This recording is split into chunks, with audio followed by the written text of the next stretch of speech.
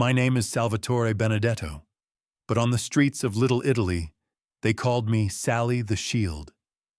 For 8 years, I was Lucky Luciano's personal bodyguard, the man who stood between him and death. I took bullets for him. I killed for him. I would have died for him. But there's one thing I never told anyone. One secret that's been eating me alive for 40 years. The man I protected with my life destroyed mine in the most brutal way possible. He made me watch while he butchered the 2 people I loved most in this world. And the worst part? I'm still alive to remember every scream, every drop of blood, every second of their agony. Because Lucky didn't want me dead. He wanted me to live with what I'd seen, to carry that pain forever. This is the confession of the man who failed everyone he swore to protect. My real name is Salvatore Benedetto, born in Sicily 1901, came to New York when I was 12 with my little sister Anna. She was 8, with these beautiful dark eyes and a smile that could light up the whole tenement. After our parents died in the crossing, it was just me and her against the world. I made a promise on our mother's grave back in Palermo. I would protect Anna. I would give her a life our parents never could. I would make sure she never wanted for anything. That promise is what destroyed us both. By 1920, I was running numbers for the local crew, making enough to keep Anna in school, buy her nice dresses, make sure she ate every day. She was smart, my Anna. Wanted to be a teacher. Said she was going to educate all the immigrant kids in Little Italy. Help them become Americans. Sally, she'd say, sitting at our kitchen table doing homework by candlelight. When I'm a teacher, you won't have to work with those scary men anymore. I'll make enough money for both of us.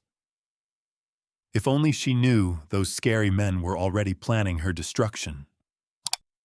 In 1922, I started working directly for Lucky Luciano. Lucky was different from the old mustache, Pete's. He was young, smart, ambitious. He spoke English perfect, dressed like a businessman, thought like a general. He was building something new, something bigger than the old neighborhood crews. Sally, he said the first day I met him, I need men around me I can trust completely. Men who understand that family comes first, but the organization is family too. Lucky paid me more in a week than I used to make in 6 months. Anna moved out of our rat-infested tenement into a nice apartment in the village. She enrolled at Hunter College. Everything was perfect. For 3 years, I was Lucky's shadow. Everywhere he went, I was 2 steps behind, watching for threats, ready to take a bullet. I saved his life 4 times. Once from Black Hand killers, twice from rival crews, once from a jealous husband whose wife Lucky was sleeping with. Each time, Lucky would pat my shoulder and say, Sally the Shield, you're worth 10 men. I believed him. I thought we were family. Anna grew up, beautiful. By 1925, she was 21, with curves that stopped traffic and a face like a movie star. Men would follow her down the street, begging for dates. But Anna was focused on her teaching, on her dream of helping kids. Then Lucky noticed her. It started innocent enough. He'd ask about her when we were driving around. How's your sister doing in college? She gonna be one of those educated women? But I could see the way he looked at her when she'd visit me at work. Like a wolf sizing up a lamb. One night in March 1926, Lucky called me to his office above the speakeasy on Mulberry Street. When I walked in, Anna was sitting across from his desk, looking nervous. Sally, sit down, Lucky said. Anna and I have been talking. My blood turned cold. About what? About her future, Lucky smiled. See, your sister's got something special. She's classy, educated, beautiful. She could make a lot of money with the right guidance. She's going to be a teacher, I said firmly. Teaching don't pay nothing, Lucky said. But I got opportunities for a girl like Anna. Good money, nice apartments, fancy clothes. That's when I understood. Lucky wanted Anna for his prostitution operation. The high-end girls who serviced politicians, judges, businessmen, the ones who worked out of expensive hotels instead of street corners. No, I said, standing up. Absolutely not. Lucky's eyes went cold. Sit down, Sally. Anna, go home, I told my sister. Now. But Anna wasn't moving. She was looking at Lucky like he was offering her the world. How much money? She asked quietly. Anna, no. More than a teacher makes in 10 years, Lucky said. Enough to buy a house, nice clothes, everything you ever wanted. I saw the hunger in my sister's eyes. Not for money, but for the life she'd never had. The life I'd promised to give her, but never could. I'll think about it, she said.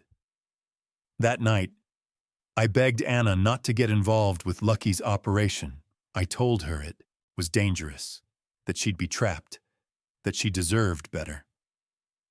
You work for criminals, Sally, she said. How is this different? It just is. No, it's not. You sell violence. I'd be selling something else. At least my way, nobody dies. 2 weeks later, Anna started working for Lucky. At first, it seemed okay. Anna got a beautiful apartment on the Upper West Side. She wore expensive dresses, ate at fancy restaurants. She seemed happy, or at least she told herself she was. But I could see the change. The light in her eyes started dimming. She started drinking, started smoking opium, started looking older than her 21 years.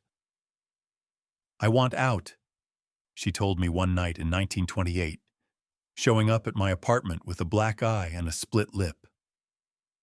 I tried to quit, but Lucky says I owe him too much money, says I belong to him now. That's when I made the worst decision of my life. I went to the police. Detective Sergeant Murphy from the 14th Precinct had been trying to get inside Lucky's organization for years. When I approached him, he practically drooled. You give us Lucky, he said, and we'll get your sister out clean. New identity, fresh start, maybe California. I believed him. I thought I was saving Anna. For 6 months, I fed Murphy information about Lucky's operations. Shipment schedules from the docks, meeting locations in speakeasies across Manhattan, names of corrupt cops on Lucky's extensive payroll.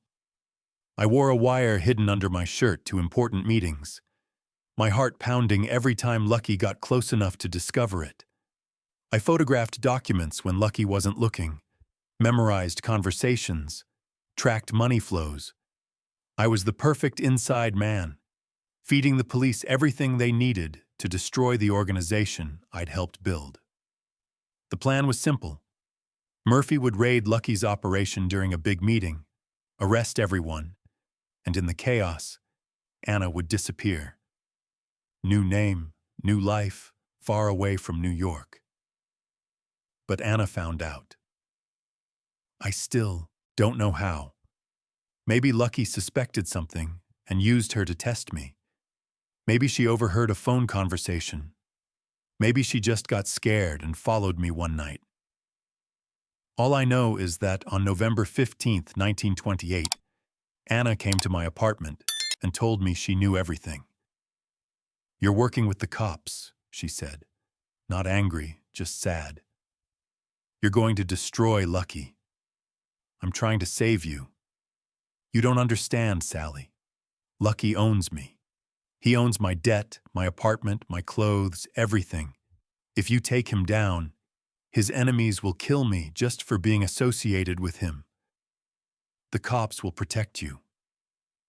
Anna laughed bitterly. Cops don't protect girls like me. They use us and throw us away. That night, Anna called Lucky and told him everything. The next morning, 2 of Lucky's men came to my apartment and brought me to a warehouse in Brooklyn. Lucky was waiting with Anna and my wife Isabella, who I'd married 6 months earlier. "Sally the Shield," Lucky said calmly. "My most trusted man. The guy who saved my life 4 times." I couldn't speak, couldn't move. "You know what hurts most?" Lucky continued. "It's not that you betrayed me. Men betray each other all the time in this business. It's that you used your sister to do it. You put her in danger to save her. That's some twisted logic right there." "Lucky, please, they're innocent." "Innocent?" Lucky laughed. "Sally, your sister's been working for me for 2 years. Your wife knew what you did for a living when she married you. Nobody here is innocent. My wife was 6 months pregnant with our first child. She'd been so excited about the baby, our chance at a normal family. She'd already picked out names: Anthony for a boy, Maria for a girl. She'd started knitting blankets in yellow because we didn't know the sex. Every night she'd talk to her belly, telling the baby about the world it would soon enter. Lucky made her death slower than Anna's, more deliberate, more calculated to cause me maximum pain. He cut the baby out of her while she was still alive, while she was conscious and screaming my name. I won't describe what else he did to my pregnant wife. I can't put those images into words without losing what's left of my sanity. Even 40 years later, I wake up screaming from the nightmares, drenched in sweat, hearing Isabella calling for me to save her. When Isabella finally died, Lucky walked over to me, covered in my family's blood. "Now you understand," he said. "This is what happens when you betray family." He untied me and handed me a gun. "Go ahead," he said. "Kill me, get your revenge." I pointed the gun at his head, finger on the trigger, but I couldn't pull it. Not because I didn't want him dead, but because I knew if I killed him, I'd never learn to live with what I'd done. I'd take the easy way out, and my family's suffering would mean nothing. "That's what I thought," Lucky said, taking the gun back. "You're going to live, Sally. You're going to carry this with you every day. And whenever you think about talking to cops again, you're going to remember what happened here." He was right. For 40 years, I've carried this pain. I moved to Chicago, changed my name to Samuel Butler, got work as a night watchman at a factory. I never married again, never had children, never let myself get close to anyone. Every night I see their faces, Anna's eyes as she died, Isabella's screams, the sound